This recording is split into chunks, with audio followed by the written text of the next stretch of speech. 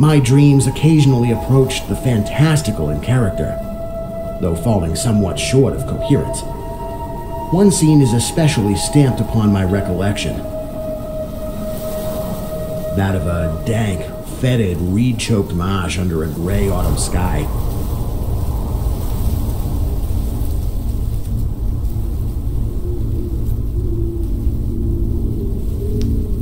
With a rugged cliff of lichen-crusted stone rising to the north.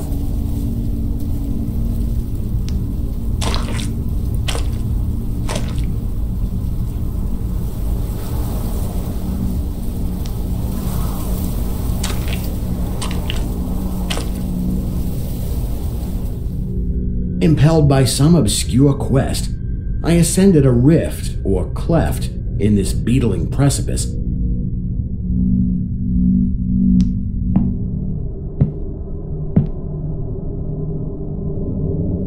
Noting as I did so the black mouths of many fearsome burrows extending from both walls into the depths of the stony plateau.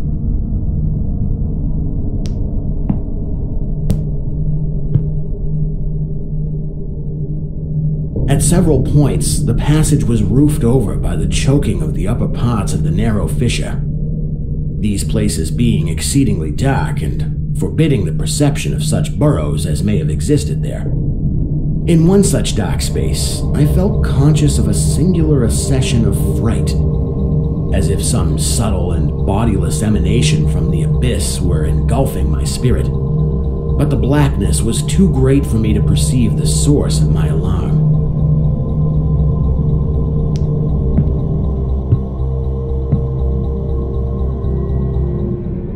At length I emerged upon a tableland of moss-grown rock and scanty soil, lit up by a faint moonlight which had replaced the expiring orb of day. Casting my eyes about, I beheld no living object, but was sensible of a very peculiar stirring far below me amongst the whispering rushes of the pestilential swamp I had lately quitted.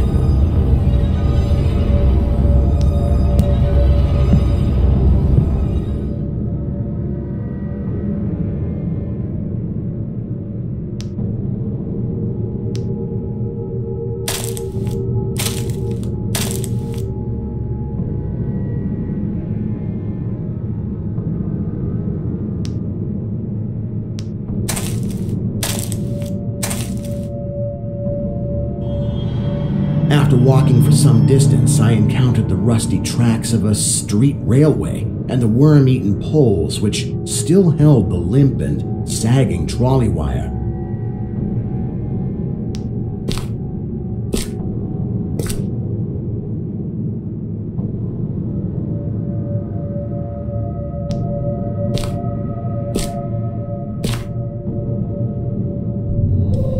Following this line, I soon came upon a yellow vestibuled car numbered 1852 of a plain, double-trucked type common from 1900 to 1910.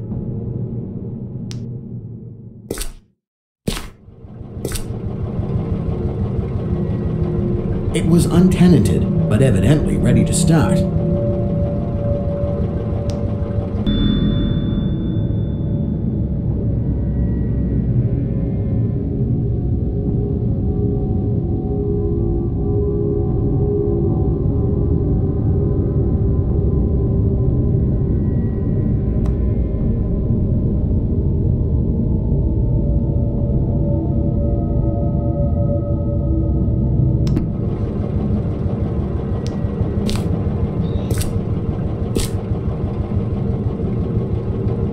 Trolley being on the wire and the air brake pump now and then throbbing beneath the floor.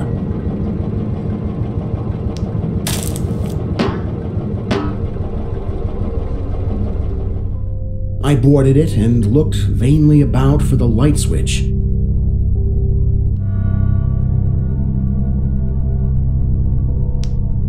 Noting as I did so the absence of controller handle, which implied the brief absence of the motorman. Then I sat down in one of the cross seats toward the middle, awaiting the arrival of the crew and starting of the vehicle.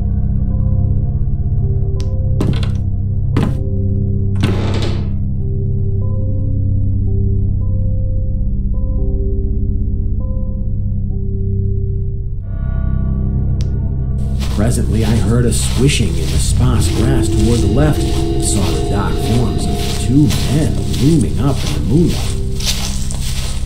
They had the regulation caps of a railway company, and I could not doubt but that they were the conductor and motorman. Then one of them sniffed with singular sharpness and raised his face to howl at the moon. The other dropped on all fours to run toward the car.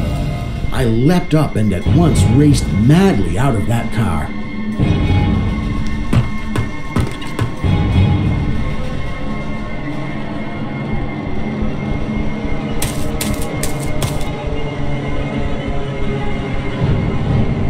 And away across endless leagues of plateau till exhaustion waked me.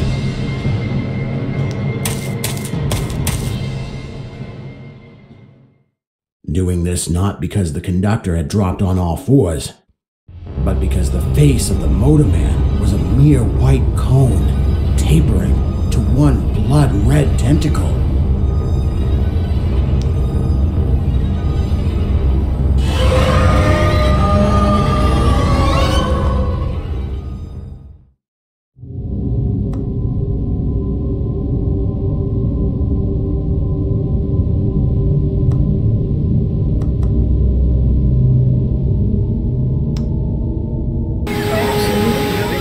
And scary stories have been accompanying men for centuries. They have many faces and forms, but what is their purpose? Why do we enjoy being afraid so much? During our therapy, I'll try to explain